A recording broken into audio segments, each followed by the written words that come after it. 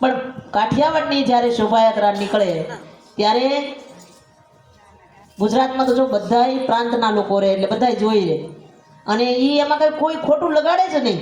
કોકના ગાલ રંગી નાખે, કોકના વાળ રંગી નાખે, કેટલું કરે માણસ, પણ બધા આનંદમાં હોય.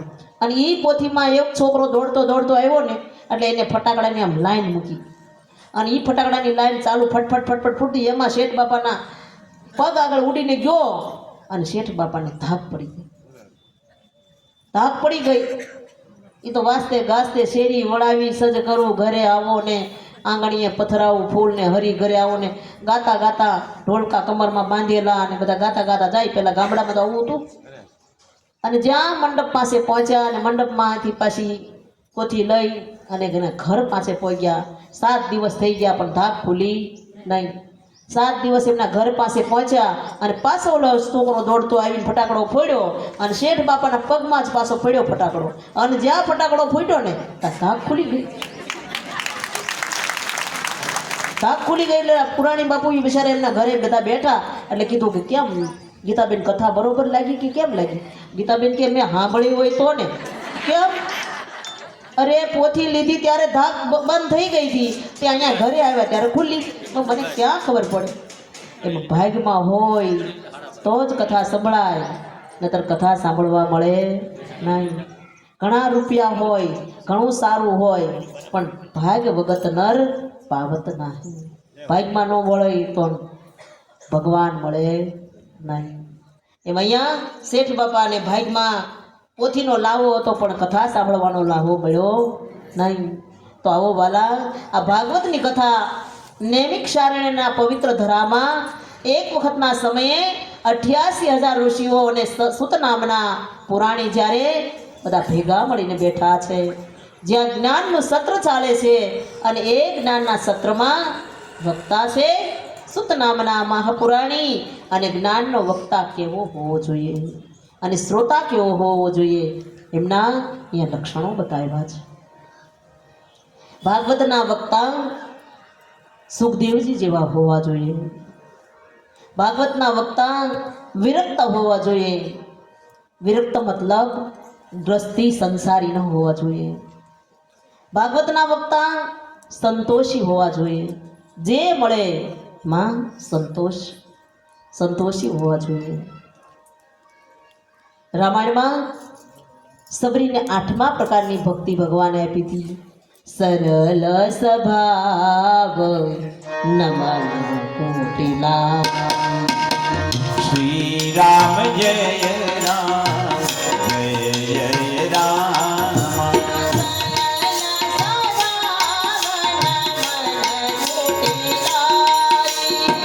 શ્રી રામ જય રામ જય જય રામ.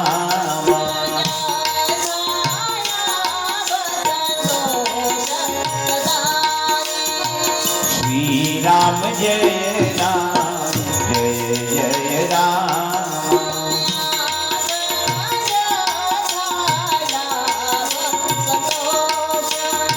શ્રી રામ જય રામ જય જય રામ.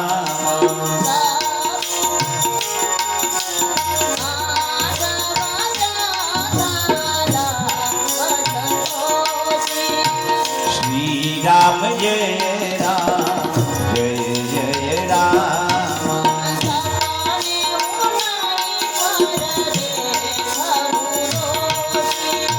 શ્રી રામ જય રામ જય જય રામ. ભાગવતના કથા સંતોષી હોવા જોઈએ. ભાગવતના વક્તા દયાળુ હોવા જોઈએ. ભાગવતના વક્તા દ્રષ્ટાંત સાથે કથા સમજાવે તેવા કુશળ હોવા જોઈએ. ભાગવતના શ્રોતા કેવા હોવા જોઈએ? તો અહીંયા વ્યાસજી ભાગવતના શ્રોતાને પણ લક્ષણો બતાવ્યા. ભાગવતના શ્રોતા પરીક્ષિત જેવા હોવા જોઈએ.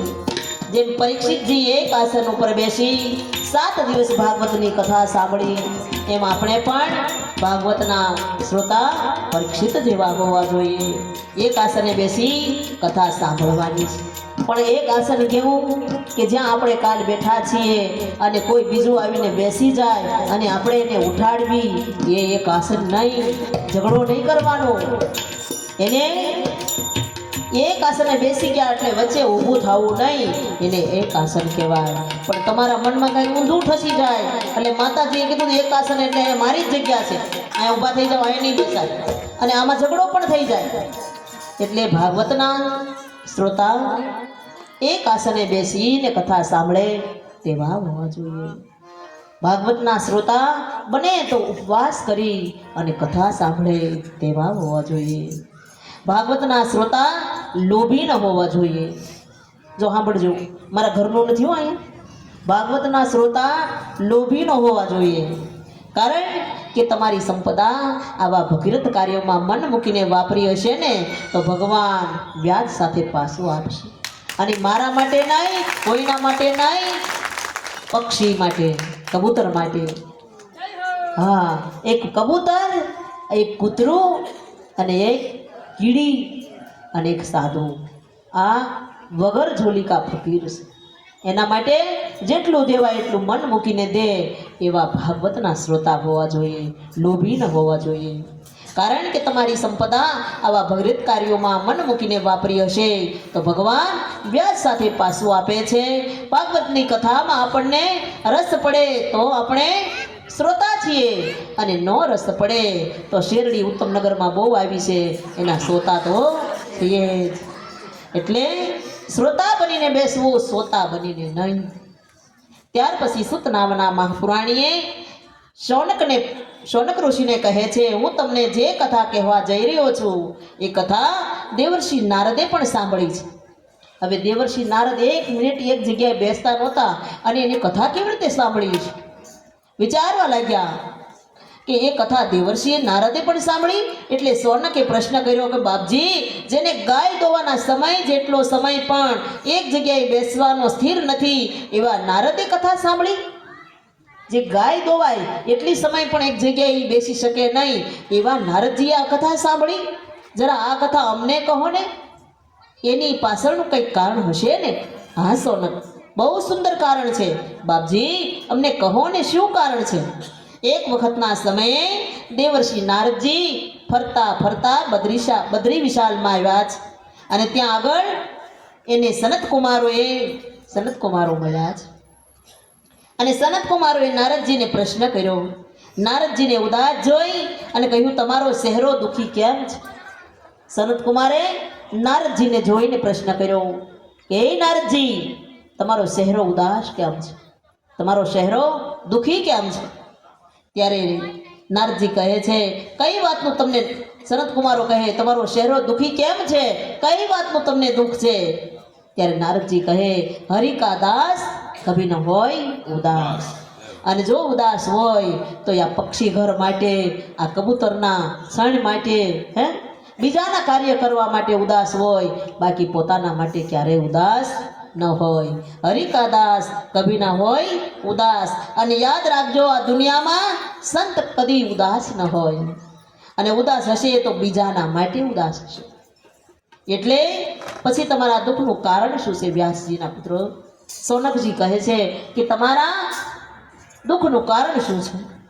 આ દુનિયામાં નારદજી કહે, સત્ય ગયું, તપ ગયું, દયા ગઈ, પવિત્રતા જતી રહી. આ દુનિયામાં માત્ર જીવાત્મા પેટ ભરા રહ્યા છે. આ દુનિયામાં માત્ર જીવાત્મા પેટ ભરા રહ્યા, સંપત્તિ મેળવવા માત્ર મીઠું બોલનારા રહ્યા છે. અરે નારદ, થયું છે શું? એ તો કહે.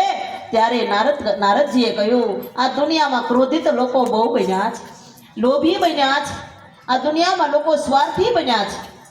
નારદે કહ્યું, તો સાંભળો હે સનત કુમારો, હું જ્યારે આમ ફરતો ફરતો આવતો હતો એમાં મૃત્યુ લોકમાં હું ગયો અને ધરતી લોક ઉપર ગયો તો મેં જોયું આ ધરતી ઉપર ઘર ઘરમાં કંકાસ કજિયાઓ થાય છે, અને ત્યારે થઈ પણ રહ્યા છે. આ ધરતી પર ઘર ઘરમાં કંકાસ કજિયા થઈ રહ્યા છે, ઝઘડાઓ થાય છે, પતિ પત્ની વચ્ચે બનતું નથી, બંને રોજ ઝઘડાઓ કરે છે, અને ઘરોમાં સ્ત્રીઓના રાજ આવ્યા છે.